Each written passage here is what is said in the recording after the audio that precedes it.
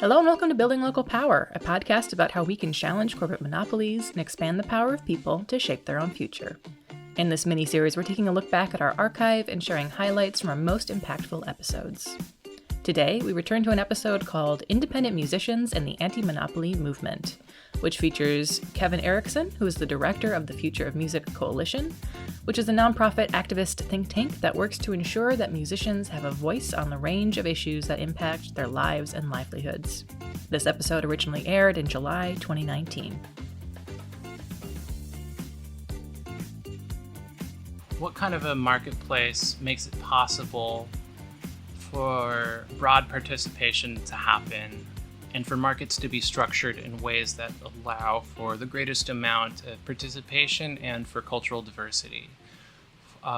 Participation in the sense that music isn't just limited to the kinds of people that have the right connections or the right relationships with the right corporations to be able to get their music to audiences, to be able to tour sustainably. Participation in the sense of looking at all different kinds of metrics of diversity. Historically, the industry has been exclusionary to different kinds of voices and different kinds of genres, and based on what the predominant market actors want to elevate. And I think similarly, there's this thread that's about that connects diversity of expression to diversity of business models. So there isn't one business model for how you make a living as a musician. There's always been lots of different business models, and today there are more than ever. And what's important in the face of that is to have a range of choices to let communities and individual creators decide what kinds of business models work for them, rather than having like one-size-fits-all models imposed on the top. We have observed consolidation in almost every part of the music industry and in adjacent industries. And in almost every example that we can think of, that's had negative implications for musicians themselves, both in terms of their ability to reach audiences on their own terms, and it's had negative implications for musicians' ability to earn fair and sustainable levels of compensation and for the working conditions that they're operating under. And that's in addition to other kinds of public interest harms and problems that consumers and music listeners, music fans are facing. People have talked about record labels as a kind of gatekeeper.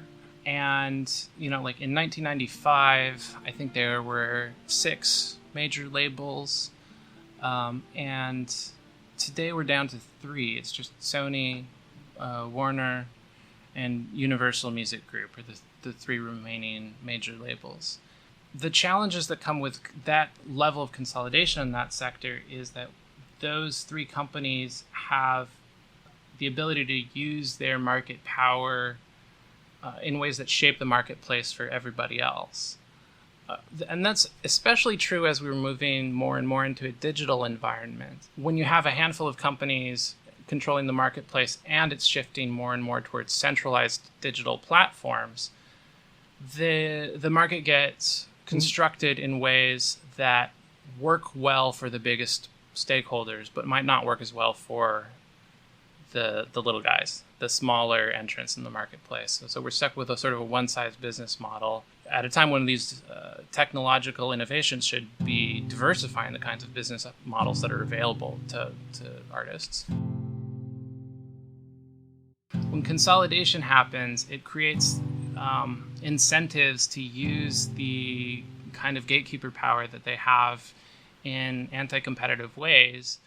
And so it means different things in different markets and for different stakeholders. But certainly, one of the reasons that we have ridiculously high ticketing fees is because there's not real robust competition in that space. With the merger of Live Nation and Ticketmaster, which I think is one that merits reconsideration, especially now that the conditions on that merger are expiring. Like, there's powerful incentives to drive things more and more in the direction of using their gatekeeper access points. Your voice already matters, and you don't need permission from anybody in a position of authority. You don't need anyone's approval to claim your voice. The pandemic has crushed the music industry, especially independent musicians. Due to the inability to play live concerts, musicians lost 2/3 of their typical income in 2020.